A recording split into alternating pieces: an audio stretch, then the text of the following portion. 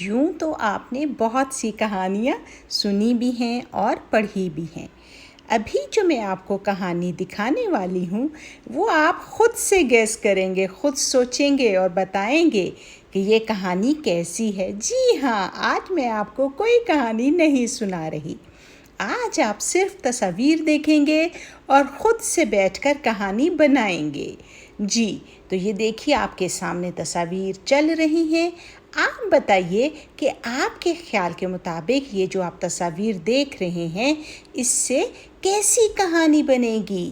کیا یہ کہانی دلچسپ ہوگی؟ جی ہاں، یقیناً یہ ایک دلچسپ کہانی ہے، لیکن اس کہانی میں کیا خاص بات ہے یہ آپ کو خود سے ڈھونڈنا ہوگا، خود سے سوچنا ہوگا۔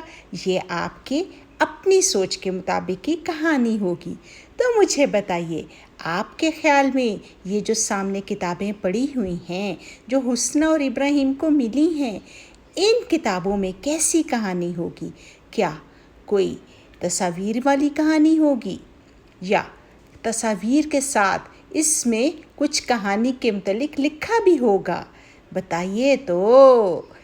ہاں، کیا یہ ایک جاسوسی کہانی ہوگی یا کیا یہ کوئی ڈرامائی کہانی ہوگی یا پھر ان کتابوں میں کوئی مزاحیہ کہانی ہوگی؟ تو چلیے، تصاویر تو آپ نے سب دیکھ لیں، اب آپ کاپی پینسل لیجئے اور خود سے لکھیے، سوچئے کہ یہ کہانی جو ہے کیسی ہوگی، ان کتابوں میں کیسی کہانیاں ہوں گی۔ پہلے ایک کتاب کے بارے میں لکھیے، پھر دوسری کتاب کے بارے میں بھی سوچئے گا اور پھر اس کا کام بعد میں کیجئے گا۔ ٹھیک ہے، چلیں تھوڑا سا ہنٹ آپ کو دے دیتی ہوں، یہ دیکھ لیجئے، ان سوالات کو پڑھ لیجئے اور پھر ان کتابوں کے بارے میں ضرور لکھیے گا۔ چلیں جی، شروع کیجئے اپنی کہانی، اپنا کام، اور مجھے urduammi@gmail.com پر میل کر دیجئے۔ اللہ حافظ۔